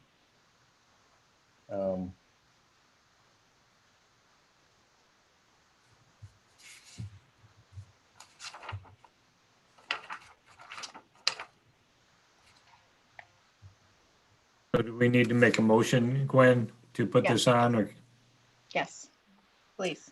can I have a motion to get legislative prepared, which was given to us by Chris for a first reading? Second. Is there any questions from any of the council members? If not, Gwen, can you do the roll? Luca, Yes. Brady, Yes. Holmes, Yes. Stark, Yes. Hollivax, Yes. Aaron. Yes. Motion carried. Okay. That's the agenda. That's all I have tonight for streets, buildings, and grounds, so the meeting is adjourned. Okay, finance will come to order. And the only thing on the agenda is the paralegal issue. And Steve Heron, your name's next to it. Yes, and I'm correct in saying we don't have either Mr. Stumphauser or Ms. Anderson. Is that right with us today? No. Okay. I'm going to make just a couple quick comments about it, and it's going to relate to my own experience as a person who prosecuted in municipalities for quite some time down in the Dayton area. And it simply is that a paralegal is necessary in that environment. And I think Captain Graham would probably agree with me. When you have a situation and the police department make out a report, they make out everything they saw and heard and talked to, and they give you a full investigation. Sometimes in that report, there's information that is not privy to the defense attorney. And as a former defense lawyer, also, that used to make me mad, but that's called the Brady Law, and it has to go with, not you, Barb, it has to go with the court case. But what happens is that information that would go to defense counsel has to be gone through so that everybody, that the defendant has their right to a prepared attorney, and then what we call non-Brady information can many times be a witness identification. If it's a child, it can be any number of things. It can be confidential informant type situation, and then ultimately the court makes the decision. But in order to move the court forward, that's just one of the many tasks that a paralegal would have. So I do think that it's a good idea. I think that it's a good faith effort by the law director to streamline and provide more professional, efficient services to the court. And so that simply is my position on that. And I just kind of wanted to share my experiences and why I think it would be necessary. As far as the finances, I think that, I don't know how much more it would be, but that is certainly something we need to discuss. But as far as the idea of making that a new position, I think it's a very good idea. I think it's backed in necessity. So I don't really have anything further than that. So Well, the job description certainly makes it looks like we need an impressive person to fill the job, going by the job description. Mm-hmm. And that's why a paralegal certificate is, I think is a good idea. That's specialized training. And so that it's a step above, I think, the present position. The person who's doing it now, as my understanding, is doing an excellent job. But I think that when we look to the future, that position should be a paralegal. So the only question, I'm sorry, go ahead, Steve. No, I'm done. Thank you. One of the things that we do have right now in the courts is the young lady who is in that position is the position as a secretary, being paid as a secretary who is a paralegal.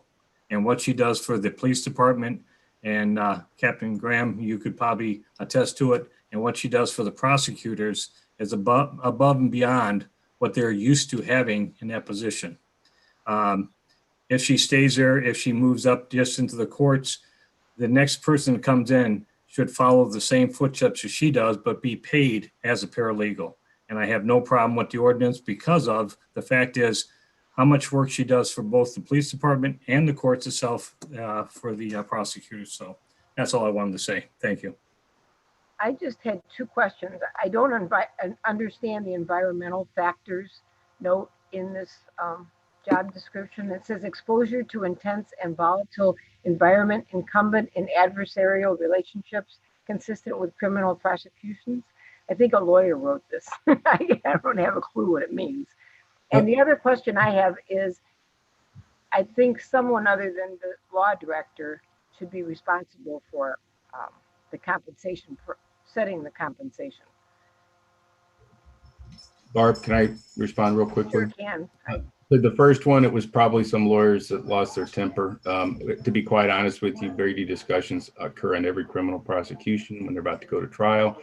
It happens all the time. I don't think people are dangerous, but that is, when you work in a court, unfortunately, there are security issues, and it's part of the a job description. Now, that being said, as far as who sets the salary, that really ought to be us. Not, I think the law director is making a suggestion. I think the law director is providing a range of income that's competitive, but that's up to us. I don't think he's trying to set it so much as Okay. to say, hey, listen, this is where the market is. Okay, so he wouldn't be the one to determine how much this person would be paid. Not in my opinion. If we're responsible for a new position, Okay. it's incumbent on us to kind of think that out as part of the whole decision. So. Mayor? Yes, Councilwoman, I think one of the original proposals by law director was that the pay for this paralegal be somewhat comparable to a level in the courts, because there was the opportunity for someone to be working both for the courts and for the prosecutor's office, and to have two entirely different levels of pay. The secretarial type pay was incompatible with what the pay was in the courts. In fact, right now, I think if that person who's currently in the prosecutor's office were paid this, I sat down and talked with her for a while, if she were paid the same as the level of, I think it's a number 2 level in the courts, she might not be so eager to just migrate quickly to the courts for a higher pay level. She could stay where she is. And I think that was one of the considerations that the law director had in proposing this new level of pay. So would the pay level be included in the ordinance then that we're being asked to pass? Probably be a good idea. Somehow we should build it in here, I think.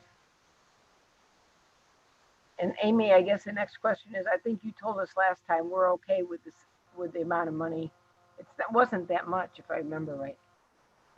The increase on the position in the prosecutor's office, benefits and things included, was between $5,000 and $6,000. There was also a year. Mm-hmm. There was also a question about adding an additional day, because it's currently a 4-day-a-week position, and that would be a similar amount, $5,000 to $6,000 additional. As far as saying, are we okay on funding? We have money available. Yeah. It's up to council as to how you want to spend that. Yeah. And if we add a day, are we making her full time? So we're adding benefits also? That could be potential. Steve? Now, you got a part-time court, and presently that position's held 2 days a week. And if we should look into it, but that's what I know with some background with the courts. 2 is the other 3 days that individual is working for the courts. So it's not a full-time job now. If that's what you're looking at, then we have to look at that whole situation. But presently, it's only a 2-day-a-week position. So, we can't make this a 5-day all of a sudden because we're hiring a paralegal. I know that she does a lot for the police department. She does it for the courts. But from 2 to 3 days, how does it get to 5? We need to really discuss that. The other thing I want to bring up is how you're going to handle raises in the future once you hire someone. Are you going to handle it like the non-union members based on, I guess, I'm going to say the 860, the raises they get? Will that change the increase of that hourly rate? And how are we going to handle that in the future if this passes? That's what some of the questions I have. So I guess, could we ask the administration to look at some of those issues and come back with an ordinance that includes a pay scale and a number of hours? Sure. Yeah. Because I think at this point there's holes in here. So. Yeah, understood. Yeah, it would be beneficial if the law director were still on, but I think if Amy and I can talk and also bring in Ken, and we can honor what he was originally intending and see that it fits into something that can be managed within the administration. Okay. under the okay of council. Okay, so we'll bring it back. Can it wait till the next committee meeting? I can't remember. Was there any time restriction on this? I don't know. I don't think so. Steve? I think they were pushing to get this done, but you know, there's questions that we got to ask too. You know? Yeah. I think it's on for a second reading. I'm not sure if it's second or third. I'll have to look for next week. Brian, do you have a question? Yeah, so it just goes back with the what Steve Holloway was saying. I guess, are we hiring the person as a paralegal and paralegal only, not what the current individuals doing, which is paralegal, secretary, and working for the police department? We're creating this job just for paralegal to work for the courts 2 days a week. Is that what we're looking to do? Are we hiring this person to be a paralegal, secretary, and work for the police department? Because that's the current position. Yeah. The individual working that position now is doing that. Right. We're just looking to hire a paralegal just for the courts, correct? Steve, do you have an answer for that? Steve Steve Holloway, go ahead. Well, I think, you know, what's been there in the courts is just a secretary. And what they came to us for is an asking to hire a paralegal. And we were fortunate they're making a change from a secretary to a paralegal. We're fortunate that they hired a secretary who is a paralegal. Okay. They just want to put that standard up there that if she would leave, the next person that comes in is a paralegal paid at this rate. You know, here's the job duties for that individual because she's being paid at a higher rate in the courts than she's being paid at the prosecutor's office. So they want a standard of a paralegal in that office, not just a secretary. That's my understanding. In the case that she leaves. Yes, exactly. Okay. So we need this ordinance to show the number of hours we're talking about and the pay scale we're talking about before I think council is going to be comfortable passing. Is that okay, Amy or Jim or whoever? Yeah, I think that's a fair question. Okay. Anybody, Brian, do you have something else? Nope. Okay. Anybody else got any questions on this ordinance? We'll wait till the administration brings it back. Okay. I think we're done. Okay. Well, there's nothing on the Utilities Committee agenda this evening, so guess we'll call it quits. Yeah, just a couple things. We are scheduled to meet right now at 7 o'clock at council for a public hearing, and then our next council meeting a week from today. That would be the 16th. Just so everybody knows, if you haven't heard, the numbers in the entire state for COVID-19 positive tests and hospitalizations are, is my understanding from one report, growing at a quote exponential rate, leading me to believe that it's very possible that any number of our two counties, Lorraine or Erie, could go into purple. It would be a mistake to have a public meeting in a county where it's purple. However, before I would make a decision, I would certainly give everybody enough time as to whether we would make that a Zoom meeting next week, as I have always tried to be in person to the best of my ability. So the other thing I would simply make a comment for everybody's edification. If this meeting, if in the opinion of myself or the council clerk or anybody that any of our Zoom meetings are hacked by an unknown person that does not get a link or refuses to identify him or herself, meets all of that criteria, that person is, by my order, going to be ejected. Here's two things on that. First, we would not allow somebody to walk into a council meeting completely, dressed in something that would cover their face. The notion that it's an open meeting or a public meeting does not obfuscate safety concerns. So we have, the city of Vermilion has an interest in keeping the meetings from being what people call bombed. So we're not going to do that to the best of our ability. So that's basically kind of the situation there. It is a security risk. And the second issue on that, the security risk, it's not stopping anybody from watching the meeting as they are on YouTube at this time. We are simply doing the best we can to make access to anybody who wants to be involved. Tonight we've had legal situation comments from other people. Hang on, I might be. And basically, we invite discussion. And we've got obviously two matters, one matter that's now in front of council that we invite open discussion. So I just wanted to make that clear why we're doing that. I'm very confident it does not infringe on anybody's right to attend a meeting. Statutory or constitutional, you cannot walk into a meeting completely with your face covered, hiding your identity. That doesn't mean you can't participate or can't watch it from another location. So that being said, I don't think I have anything further, but I rest assured I will send out adequate notice so that everybody can prepare for next week. With that, please stay safe. Please be kind to each other. Please practice safe social distancing. Please wear your mask. So thank you. And can I just add, when I send out the link, I would ask that nobody shares the link. If somebody wants to be in the meeting, they should request it from me. That way I know who's requesting it and who's coming into the meeting. Tonight we had 3 people that I did not send a link to. So, and they came up anonymous. So that was our concern. Mayor Forthover had his hand raised. Yeah, Council President or Councilwoman Brady, I have Ken Stumphauser on speaker. If you wish to just try and wrap this up tonight, to ask him questions about what his intentions were for this paralegal, do you want to go back to that or do you want to leave that for the next meeting? What is council's wish? I mean,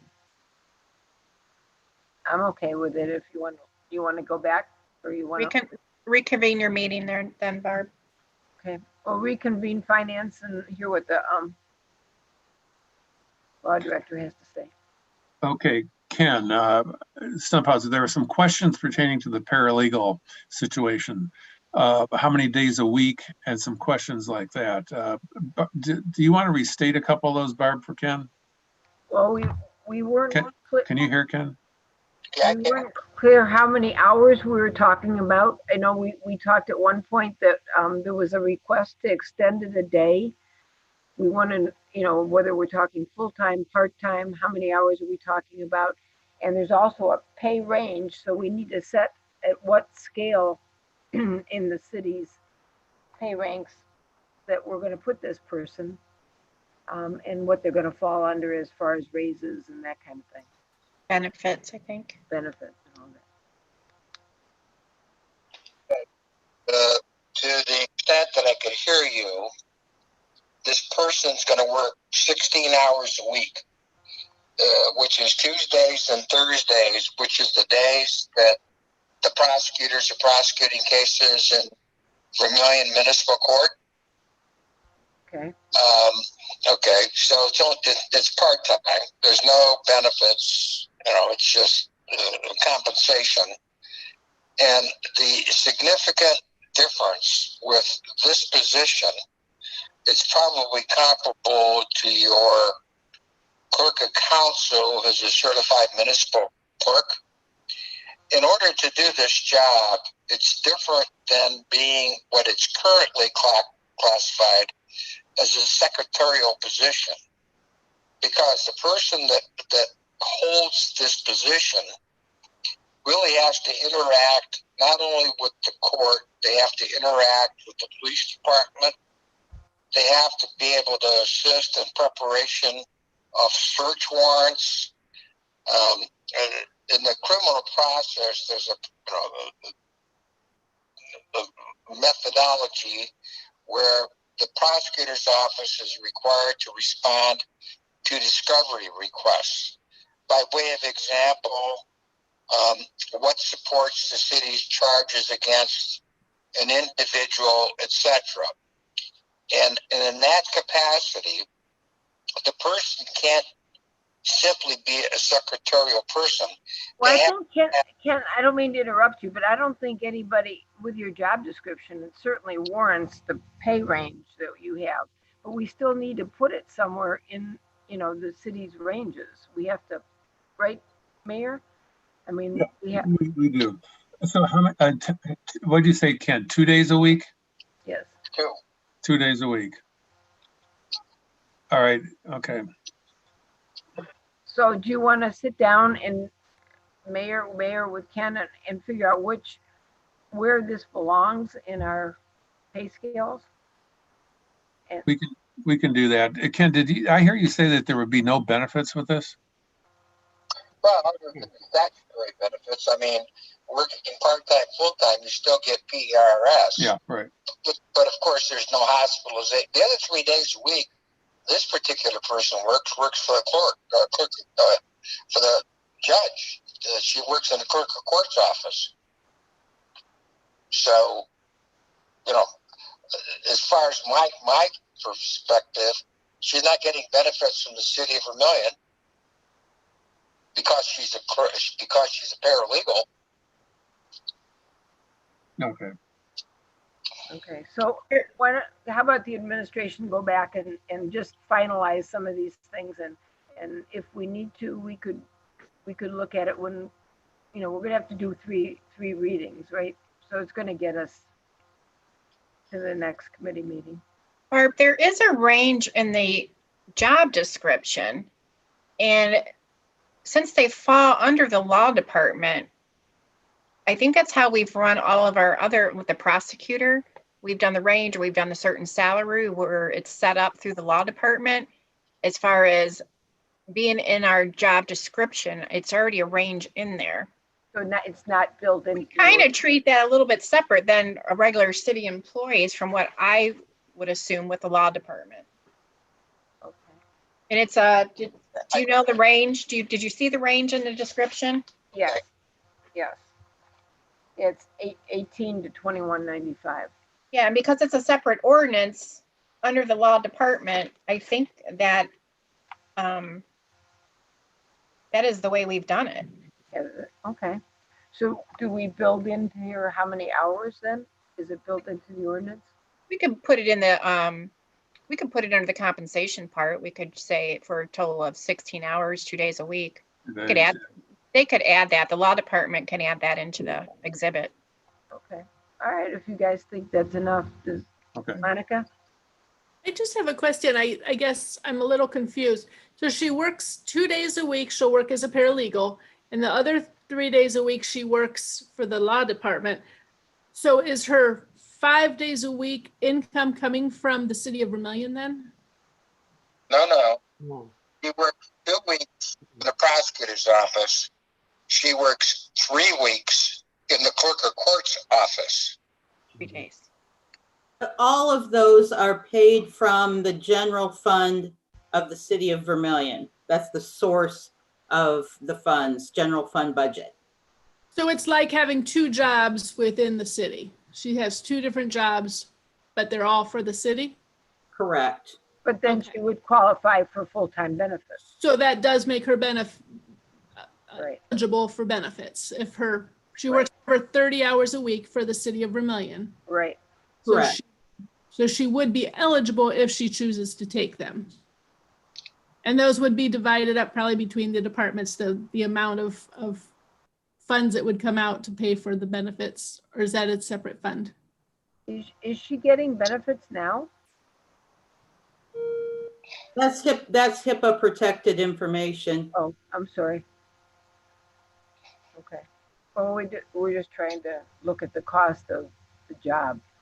Okay, so regardless if she gets them now or if not, the city would pay those benefits or continue to pay them if eligibility is there, correct. She has eligibility currently and would retain eligibility no matter if we make this position or not. Is that correct? Yeah. But the reality is it could be 2 different people. I mean, that's something we are allowing one person to fill these 2 jobs. I mean, we could insist that the paralegal be hired someone that isn't already employed by the city, then we would not have benefits.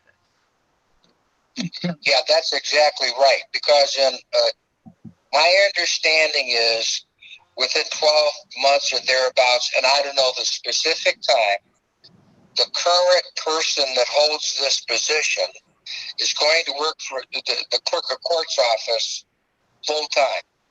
So I would be hiring, or whomever is a subsequent law director would be hiring somebody in the prosecutor's office only. They would not be working in the clerk of court's office. Okay. Monica? So if I may, so the person that's doing this now is going to be hired in full-time instead of part-time in the clerk's office. In the courts. Going to be hired in full-time in the clerk of court's office. That is correct. So we are actually creating a new position that this person's going to move into a full-time job, and then we're going to create this part-time job. So we are going to be hiring, we're not just creating somebody to get a little bit higher pay during the hours she works her one job. We're going to create a whole new part-time position. That's correct. Wow, okay. Yeah, I know we kind of went around. To get to that. Yeah, it is. So we need to include here somewhere in the job description or somewhere 16 hours. You know, Additional 16 hours plus the additional hours that we're going to be paying the other person to go full-time. Well, yeah, but that's a whole different issue. I think she's that's not somebody in the included. courts. She's replacing somebody in the courts, right, Steve? I mean, I think that's Karen? That's the court. Yes, that's the court's budget on that hire, right? Right. Yeah. No. It's not the court's budget, the clerk out of that office? It's paid from the general fund. It's not paid. It's paid out of the court fund. No. We have salaries paid out of court special revenue funds. I'm sorry, and we're talking about the individual who may take the full-time job. I'm not talking about the, I'm not referring to the paralegal job. I'm talking about the new full-time position in the court. You're saying that's paid out of the general fund. Do we pay all of our people at the court out of the general? I know the judge's salary wouldn't be, but. Yes, with the exception of any portions that are reimbursable for a few select folks, clerk, judge, and bailiff. There's a certain percentage of that that's billed off quarterly to Erie and Lorraine counties based on services. But Amy, the woman that's moving to the full-time job is replacing someone that's already there. So it's a salary that we're already incurring. Is that correct? Steve, how Lex is shaking his head, yes.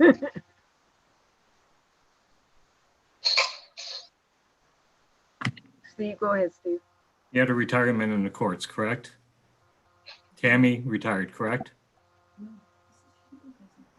So someone moved up and took Tammy's position, correct? This person's moving, that's the secretary, that the paralegal is now doing the job of the Deputy clerk? chief deputy clerk. Chief deputy. At this time, she's only part-time there because she works the other part in the for the prosecutors. So that's a cost that we were incurring, though. We incurred it, yes, they were there. Yeah, so the only thing we're talking about where the increase is whatever the paralegal increase in the paralegal salary, right? Is that correct?